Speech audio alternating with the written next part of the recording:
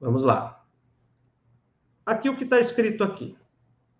Ao invés de receber herança, seu filho vai ser rebaixado de classe social. Isso é fato, caso, né, chegue no inventário. E você vai ver lá na frente o porquê que eu faço essa afirmação.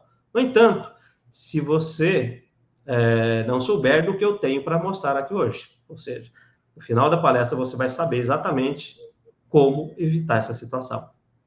Tá? Então, eu vou falar agora para você um pouquinho sobre o quê? Primeiro, para a gente começar o assunto, o que é um inventário? Talvez muitos já saibam o que é inventário, algum de vocês talvez até tenha passado isso na família, né?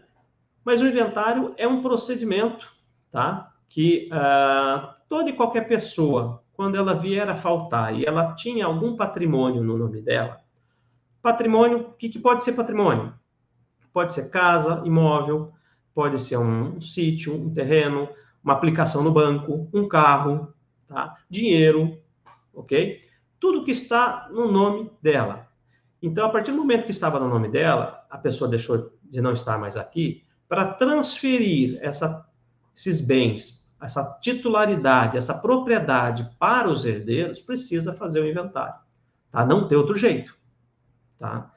Essa é a forma correta. Muitos vão falar, fazer o usucapião. Não, o usucapião não é a forma correta. Depois vocês vão entender por quê. Tá? É um inventário. Isso está na lei. Agora, da onde surgiu a questão do inventário, a ideia do inventário? Para sabermos sobre isso, vamos voltar lá na época da colonização do Brasil. Isso veio de Portugal. Os portugueses, né, têm o hábito, e isso ele passou para nós, o hábito, a cultura, de tudo ele comprar no nome deles.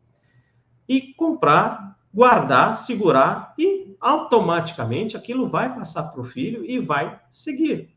Tá? Tanto é que lá em Portugal, quando o pai e a mãe vêm a faltar, o filho só paga uma pequena taxa e já assume a titularidade do que era do pai. Tá? Esse é o hábito, esse é o costume de lá.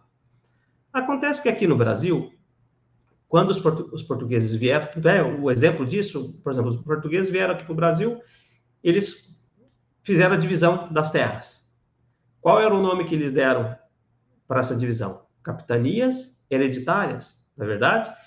Hereditárias, ou seja, os portugueses até sempre pensando no quê? Na sucessão.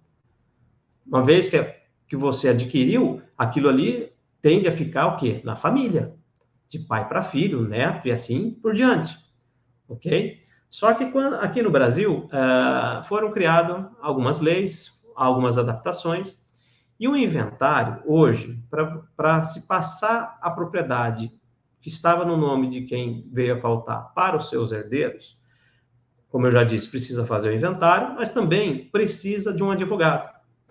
É lei, tá? Para fazer o inventário, precisa da participação do advogado. E para ter uma participação do advogado, o que acontece? O teu custo, teus honorários do advogado, correto? Nada mais justo, mas é lei, você não consegue fazer um inventário sem a participação do advogado, ou seja, vai ter que gastar de qualquer jeito, tá? E hoje, a tabela da OAB, ela recomenda um valor mínimo a partir de 6, 7% do valor total que a pessoa deixou de patrimônio, tá? Essa é o que a tabela recomenda, ok? Outra questão que precisa ser feita no inventário é o pagamento do imposto chamado ITCMD, ou alguns conhecem como o famoso imposto causa-morte ou o imposto sobre herança. Aqui no estado de São Paulo, esse imposto hoje está em 4%. Ou seja, somando tudo aquilo, o valor atual do patrimônio da pessoa que veio a falecer, 4% aqui no estado de São Paulo é cobrado como imposto e vai embora. Tá? A alíquota máxima permitida para esse imposto da herança é de 8%. Aliás, vários estados brasileiros já cobram 8%. Rio de Janeiro, Bahia, Santa Catarina, Goiás, todos esses estados já cobram 8%. Você imagina um patrimônio hoje, vai, somando aí tua casa, teu carro, alguma aplicação financeira, vamos falar algo bem simples, 1 milhão, 8% só vai para o Estado. Isso em outros estados. Aqui ainda em São Paulo está em 4%. 4% de 1 milhão, 40 mil já vai embora. De cara, sem. E outra, tem tempo, tá? Tem tempo para recolher esse imposto. Tá certo?